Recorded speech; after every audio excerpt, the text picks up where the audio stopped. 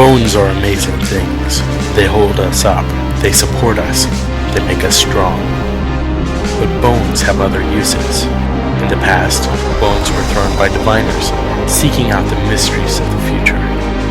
Now the bones are cubes, made of plastic or resin, but they still reveal things to us. As they fall from our fingers and rattle across the table, the story becomes clear.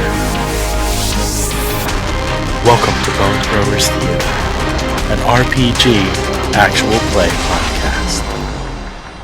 Hello, this is Johnny. Welcoming you back to our new commentary episode. I normally play Chime North.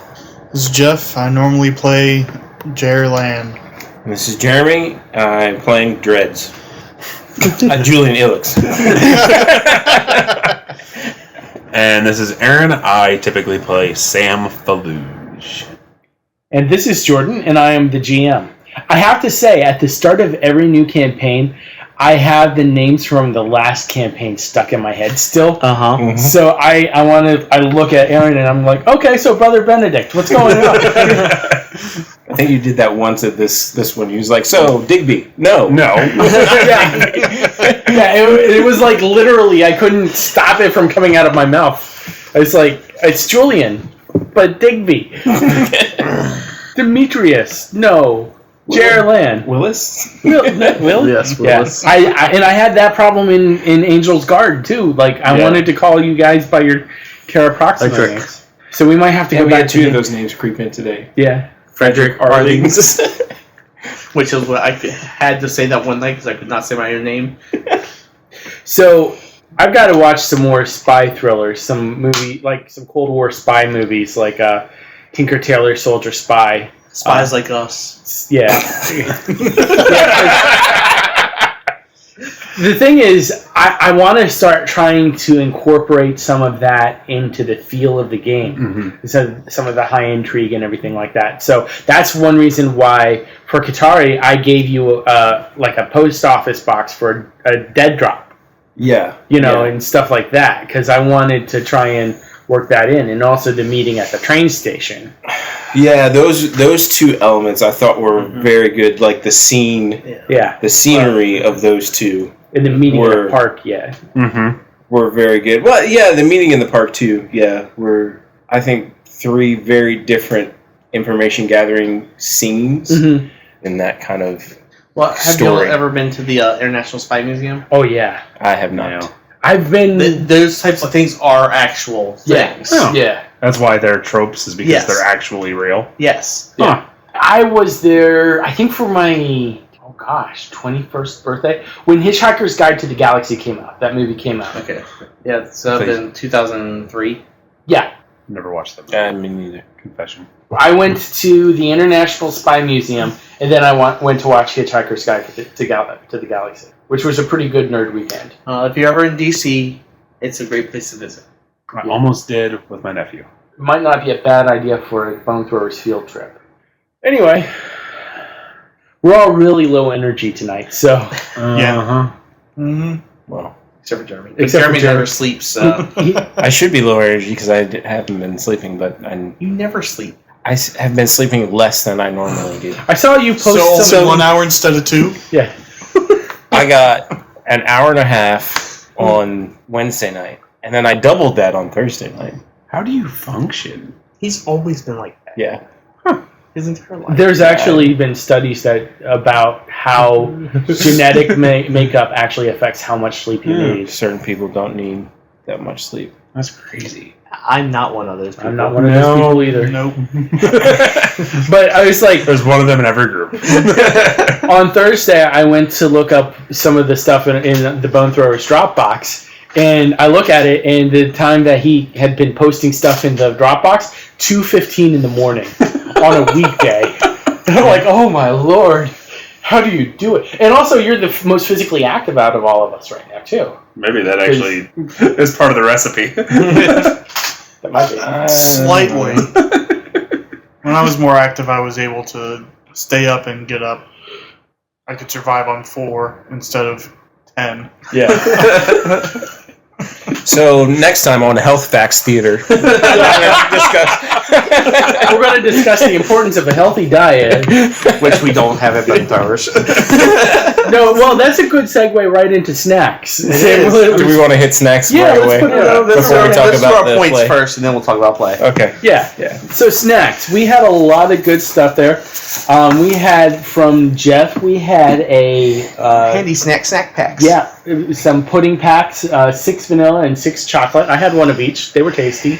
From Jeremy, we had a banging homemade salad. I think that was Salsa. Yes, salsa. Words.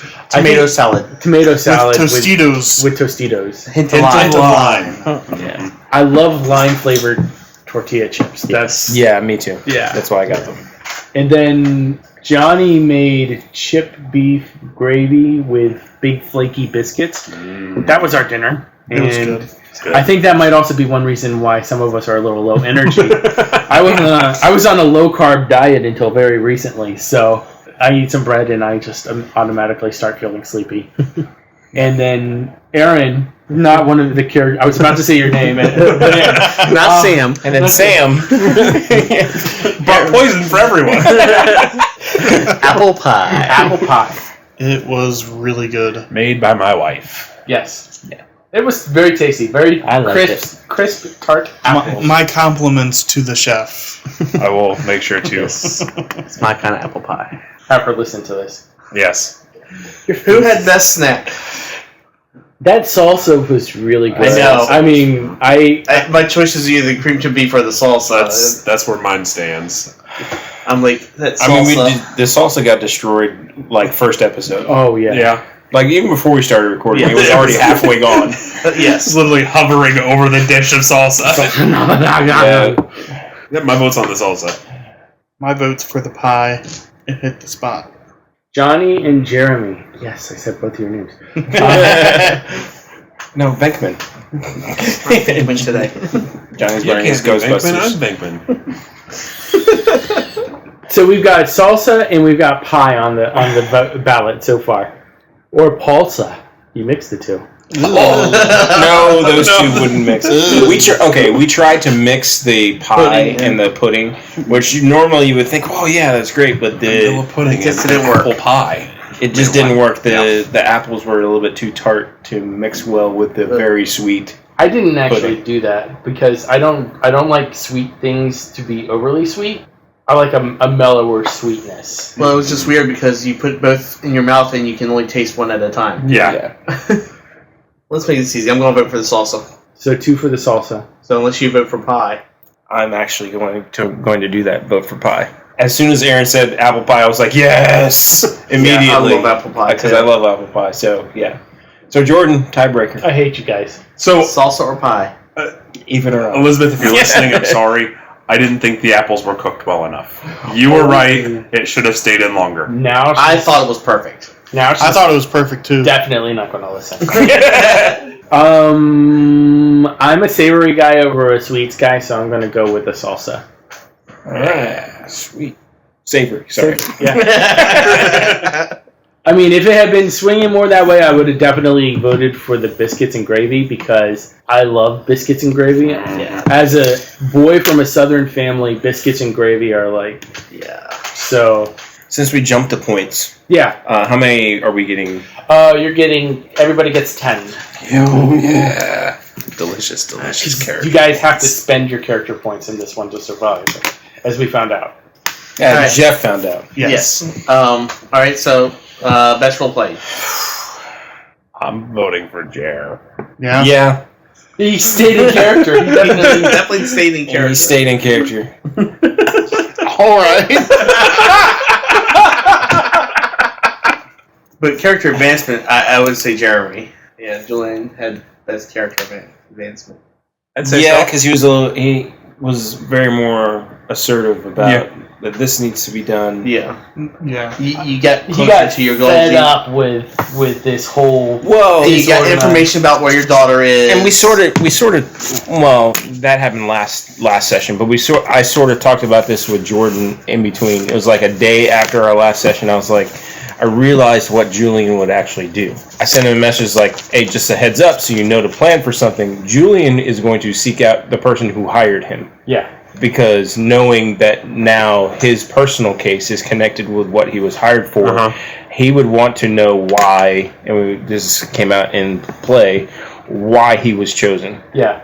Who is he actually working for, and goes along with a lot of the conspiracy theory type things, is that the people that get you to do something actually have their own agenda, and they picked you out for a particular reason. And honestly, the reason that seems easy to me and falls into my philosophy of being a lazy GM is no, literally, I follow a book called The Lazy DM. That's like my Bible when it comes to how to run a game.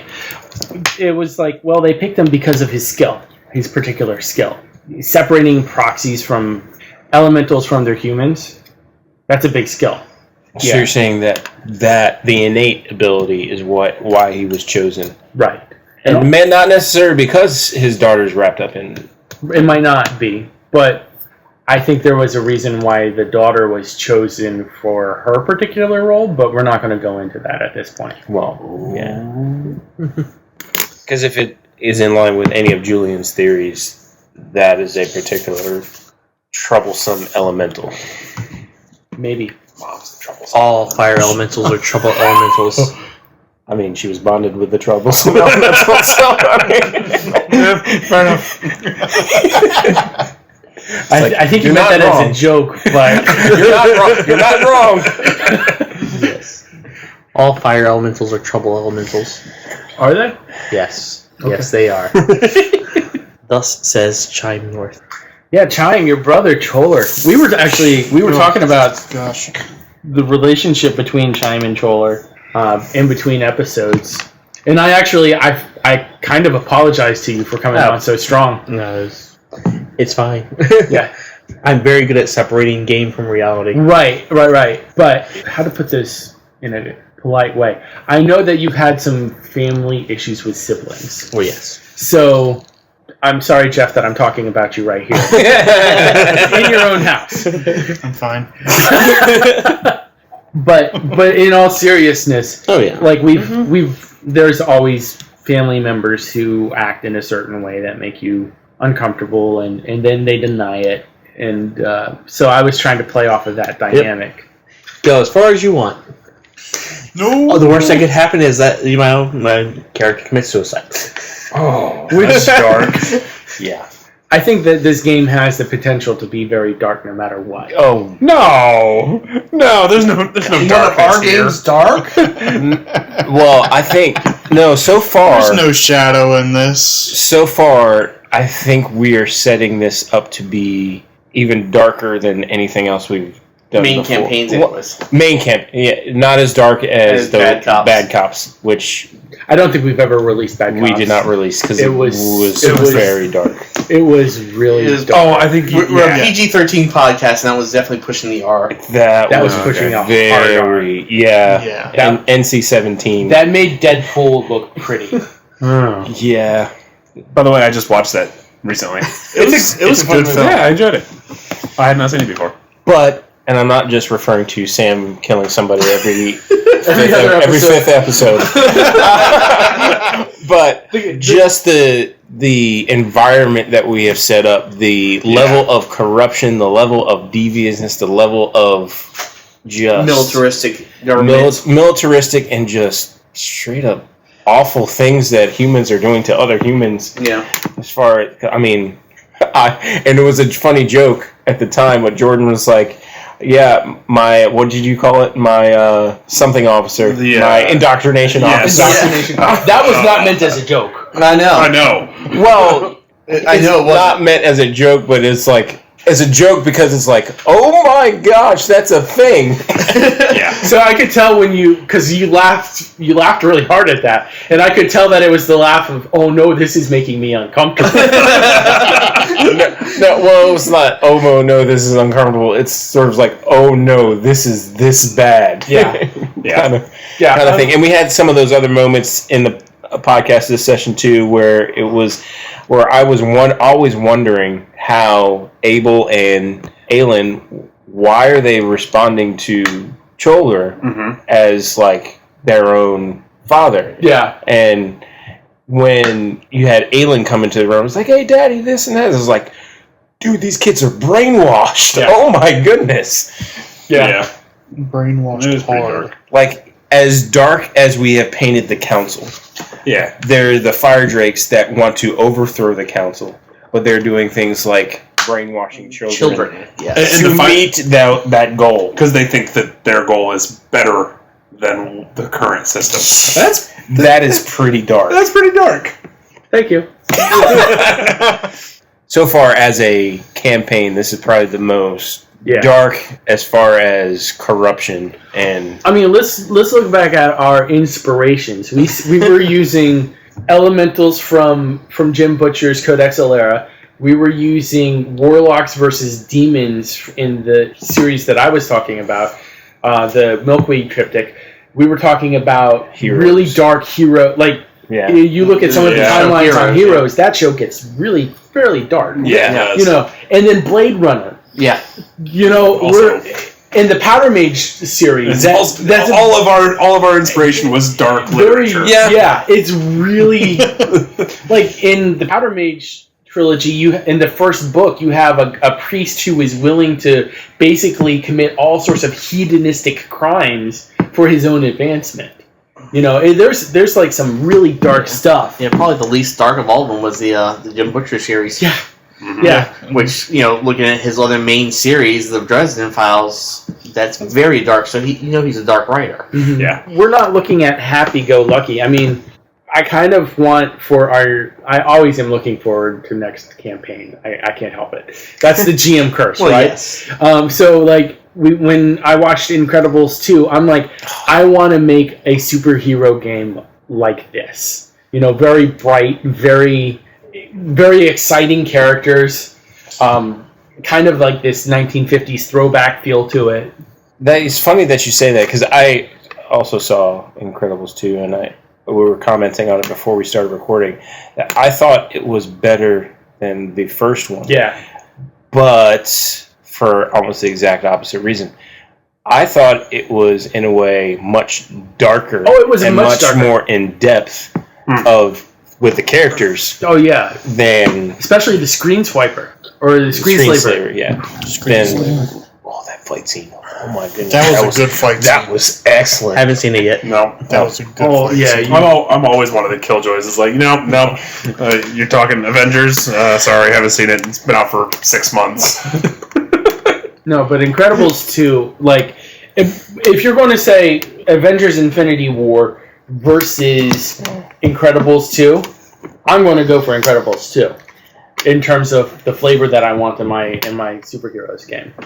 No, for a flavor of superheroes game, yeah, I can see that. Yeah, but in terms of this world, what we were pulling our inspiration from, it was dark, it was gritty, it was an exploration of the worst side of humanity. And then on top of that, I took those concepts and I put a veneer of arguably one of the worst places to live on top of it. And it just became like... Detroit? RoboCop's Detroit. No, New Jersey. My wife is from New Jersey. Yes. It explains a lot, right? But I was thinking of North Korea. So, like... Oh, that one. Yeah. The other Detroit. That's actually going to be their tourist sticker. Come visit North Korea, the other Detroit. We just lost any listeners in Detroit. We just lost you. Sorry. I have nothing to do with these people outside of Come this. back. It was a joke. No, but seriously, like the monuments in the parks, like just destroying an abandoned tenement to put up a statue of a commandant. Yeah. You know. Yeah. I knew that's what you were going for. Yeah. So that's why Julian was like, statue of what? Yeah. Like, highlighting that he doesn't see the importance for all this stuff that the council is doing. Yeah. And that's the thing. It's like, I watched this documentary called Under the Sun, and it's supposedly about a little girl who joins the children's union. But in reality, the whole film was scripted by North Korean handlers they brought in a Russian director, and he was essentially given a script, and then these handlers controlled the entire film set, but he kept recording in secret, and then he cut together his documentary from the behind the scenes stuff. That's dangerous. It was very dangerous. Like, he had to smuggle the film out of the country. You. Yes. A lot. And in fact, they called him and said, "We need you to come back to talk about something," and he refused to go back. They actually went to the Russian government and tried to shut the film down, and the Russian government actually backed him up. That's scary. Yeah. So if you want to see where a lot of the inspiration for like the look of the hospital, like that I mentioned in the episode, or like the description of the tenement buildings, or the idea of the statues and everything like that, it came directly from that movie. Mm. So, you guys, how do you think the story is going so far? The story is becoming very intriguing to me. Yes. To see how everything is working together. And one thing we mentioned last time is getting the characters together. Yeah. Mm-hmm. And that actually seems like it's becoming the focus of the season. You know what? Well, in a way. Yeah. In a way. At least the first half of the season. And I sort of like how it is naturally paired up. Yeah. Mm-hmm. Yeah. Aaron even said it. There was a moment where you were thinking that, okay, we can actually probably all get together in the scene, one of the hospital scenes with Gaspar. But there was something else that needed to happen first. And so we all have connections to, I guess, the central NPCs or whatever that are in there. Yeah. We as player characters have paired up just by happenstance. Sam and Chime are a little bit more natural. Yeah. Like, okay, naturally they would have. Because we had a connection to begin with. Yeah.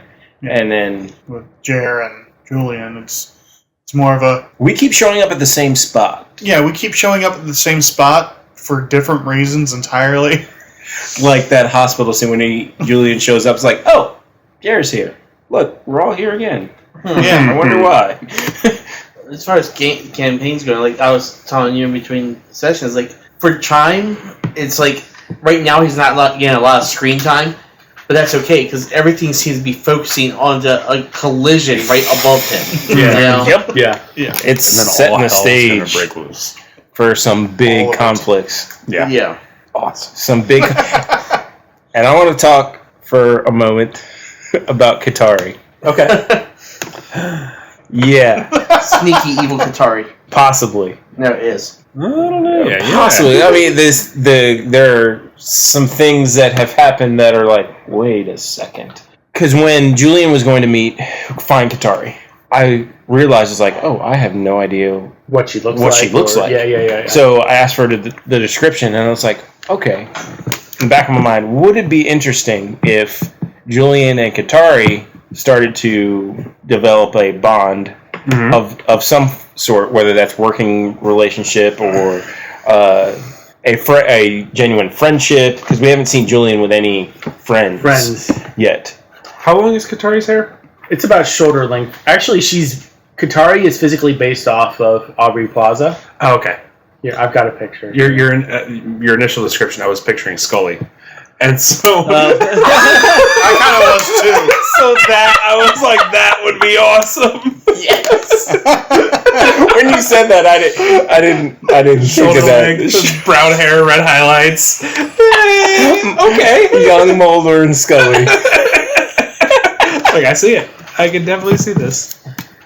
All right. Anyway, I was thinking, okay, that could be there, sort of underneath the surface conflict, because Katari was after Sam, and if Julian's going to step in, and there could be some underlying complication, relational wise. Oh, that might still happen. Well, that might still happen. However, Sam's blessing. Sam's not doing anything with that. Well, that's true. I'm sleeping. However, as the conversation started to go on, Julian now is like, wait a second, I'm not sure if I trust this woman, because some of the things that were said just don't quite line up in the conversation, not metagaming at all. Julian, at the first, when he mentioned the name I can never remember how to pronounce, Kotorara. Yeah. As soon as he said Kotorara, he's like, wait, that wasn't on our list. Oh, crap. Should I have mentioned that to her? And then she was like, oh, Kotorara. Tell me more about Kotorara. I was like, I thought you were not supposed to know much about people outside of your 5. Mm-hmm. Uh-oh. And I put that in the notes that Katari showed interest outside of her circle. So that's what Julian at that point, if you notice, he was very forthcoming of information up until that point, and then afterwards was like all of Jerr Lan's information. Yes, your name and the fact that the Ron Swanson. but then every question after that, she was like, contact Gaspard. He knows. Yeah. Like, I'm not going to give that information. Yeah. It's like, what have I just stepped in? And then the other thing, as players, we kind of connected.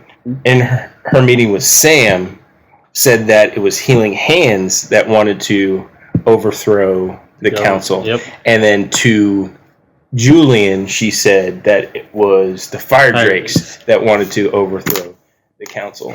No, it could be both. It could be both. Well, it could be and it both. could just be that Healing Hands wants to replace it with Democracy, whereas Fire Drakes wants to replace it with their own council or themselves. So it could be that both are seeking the same goal with different replacement government. Typically, after you overthrow one government, follows anarchy. But then there's that.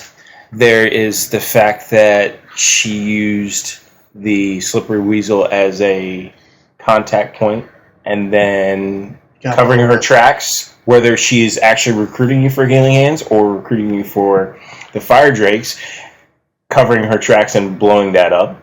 That could be a possibility. Well, I have a theory about that, is that the Fire Drakes blew that up because it was a recruiting point for Healing Hands. See, that was my thought. And Gaspard knows that Katari recruited me. So not beforehand, though, because you went to Gaspard. Afterwards saying Katari recruited me, I need names from that crystal. So the question is, if Katari's dirty, she's a double agent. Yes. And that's the note we were passing around in the middle of the scene. I think it was after we had the revelation that she has told 2 different people different things of who's trying to overthrow the government. Yeah, it was right when I can't remember the guy's name, but one of the guys I was interviewing mentioned that he talked to a young woman. The warrant officer. Yeah, the warrant officer. I said he talked to a woman who had a job opportunity for him. Yes, which was how she approached you. Kind of, because I actually asked her for more information. She approached me acting like it was for a date. Yeah. And then, Well, it was more like by chance you guys ran into each other. Yeah. And then she revealed later, it's like, well, no, that's why I ran into you, was to offer you this. So, potentially, that could be the first of a series of big bets. Yep. What if she's in more ways than one. Troller's ex-wife? Oh my gosh. Could you lean into the mic a little bit more? Talking about throwing fuel on the fire. Which would be good, because it didn't work out between the two of them. Yes. Or did it actually work out? If she's a double agent. Oh. Yeah. Yeah. And no, here's another thing. She already has met Chime Briefly. And here's another thing why it was like double agent. When Julian mentioned to her that it was Choler North as one of the key players, she didn't react one bit. And she knows Chime North because, not only briefly, she knows that she agreed for Sam to bring Chime into the whole thing. Yep. She didn't react one bit and say, wait, there's Chime and there's Choler, they're both north. She didn't react one bit. So I was like, metagaming, that should have had some reaction. Oh no. Or it could have been that Jordan's just really tired. Like, Very well could be. Yes. And he's taking all of our suggestions that we're saying right now and going to tie them into the story later. That's one reason I love doing these commentary episodes, because you guys keep on saying stuff. It gives you ideas. And we all get out of this happy and alive and wealthy and well. And that's the end of the story. Fire Drakes turn themselves in peacefully. And the end. And we're on to the next campaign. I don't think he's that tired. You and what Prince Charming, Cinderella? I think one thing that we learned, because we had our first combat in this, which was a lot of fun, Jeff. Yeah. Your character is not built for combat. No, not at all. I don't know if any of our characters are built for combat. Well, mine is not built for combat, but okay at combat. My character is definitely built for investigation, but has got some pretty decent combat. I got 3D and reflexes. I'm built for more stab you in the back And kill you in the middle of the My night. character combat. has 4D and I'm brawling built and for more melee carrying combat. you out of danger and healing you. my weakest attribute is my physique. Okay. And, like, that's a 2D. I have melee combat, but it's more, like I said. And 4D and marksmanship. Okay. So, And I do have a gun. Oh, not too bad. I have a gun and a baton. I have a gun I have a gun and a knife, but as soon and machete. the first time I'm hit, I'm down. Yeah, a gun would be really lethal. You might want to just spend character points and, physique. You get 10, so that's 10. That's +1 right there. Mm-hmm. Also, I'm thinking the stage is set to bring the two groups of player characters together. We're because right there. Now Julian has Sam, who he has already met, is actually involved in this. And I'm as trying well. to remember if Julian asked Sam to contact him. Yes, Oops. Julian did. Oops. Sam forgot. Or did she? He. It was the casual conversation after the fire. Yeah. It wasn't anything official. Right. It was just exchanging of Contact information. contact information. So, lessons learned for Jordan. Today was session 2. Prepare session 3 pretty quickly. I felt like at some points we were trying to get somewhere. We were this close to having a really good moment, and it just wasn't clicking for some reason.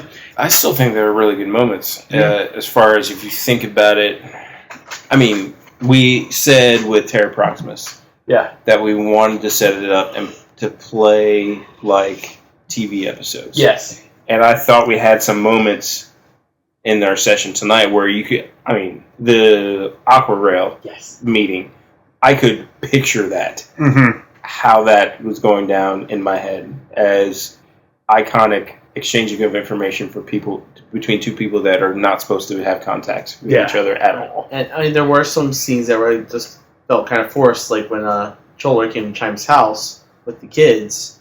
But that was also a crucial thing to see the kids do their thing. It was built off of the concept from the lunch meeting where Choler was like, "Oh, you should meet the kids at some point." Well, yeah. So I didn't really feel like that one was in particular forced. I didn't think so either. No, I didn't either. I thought that one was good. And it also kind of... It was out of the blue, is what it was. Yeah, it wasn't like, oh, we're expecting this to happen. It was like, oh, well, yeah, That's this is going to happen. And then there's kids with the banana. Yeah. That was creepy. Or banana. Cast iron probably didn't have too much damage. Maybe a little rust where the banana aged on it. But that was the deal with what was going on in the room with the safe. In the first episode? Yeah. I thought you were talking about tonight with No. Sam in the room. Sam with trying the to break safe. into I the was file like, wait, cabinets. Oh. Yeah, okay. Sam in the very accurate security safes. Which brings back another question that is still not answered yet. Who was that in that room? The body. We have no idea yet. We have no idea. And was that someone that was there trying to stop it? Or someone that was there helping and something went wrong? My money's on someone who was helping and something went wrong. That's what I was thinking too. Ooh, and I like the throw-in of the GX35. Yeah. Uh-huh. Mm-hmm. Which I'm still very intrigued by that whole thing. And the more I think about it, the more convoluted I think that situation is. That, okay, this compound is only to be used for military purposes. And it acts as an accelerant. It can act as an accelerant. It has gone missing, but Julian knows that it is not actually being used in the fires. That is the cover story. But why would someone be trying to use a cover story that blames the military for something? When it's usually a cover story that absolves the military from something. Right. Sometimes it's better to say, "Oh, guys, we goofed," rather than, "Oh, guys, we lost it." Yeah. Well, yeah, the military does that a lot. Yeah. I recently heard that it isn't people who plan better that win wars. It's people who mess up less that win wars. I like that. I like that a lot. And what I was going to say, or could it be a tactic of either organization that apparently both organizations might be trying to overthrow the government to paint all the government agencies in a bad light, so it is easier to do. So that's why they're trying to pin these fires on. That would make it easier. Which makes sense for the fire drakes. Right. They're the ones actually starting the fires and then pinning it on the government. Yeah. As this is something that you should have under control, but you don't, obviously, because all these chemicals that are supposed to be only for government military use are being misused and having all these problems. Right. And Or has it been stolen? That's the this other thing. Has it actually been stolen? It's really just in the back of some warehouse, and they keep forgetting to check that warehouse. It's mislabeled. Can I borrow your pencil? Yeah, it's mislabeled somewhere. Jack's 36. That That's happens. not it. That happens way more often. Yes, I than we know. think. That can't be it. That says GX36. Don't even look at it. Or the 5 has accidentally been rubbed off or worn off with the sun or something, and oh no, this isn't the same one. But it matches the chemical compound. The number's not the same. It's right next to the crate with the Ark of the Covenant.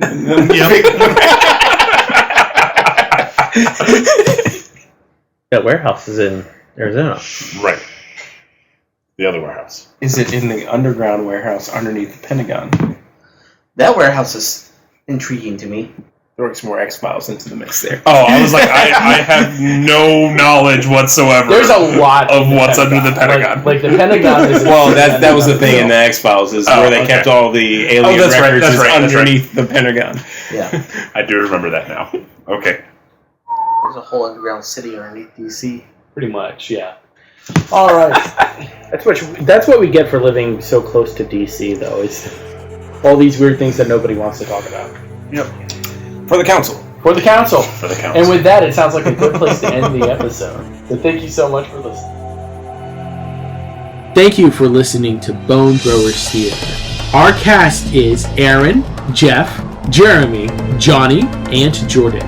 We are releasing this podcast under a Creative Commons Attribution, Non-Commercial, No Derivatives 3.0 Unported license. That means that you can share the podcast, but please do not modify it or try to gain financially from it. If you would like to visit our website, you can do so at bonethrowerstheater.com. If you would like to send us an email, you can do so at bonethrowerstheater@gmail.com. Our Twitter handle is @bonethrowerstheater, and also you can look us up on Facebook. And until next time, may the bones fall ever in your favor. This has been a Nerd Circle podcast production.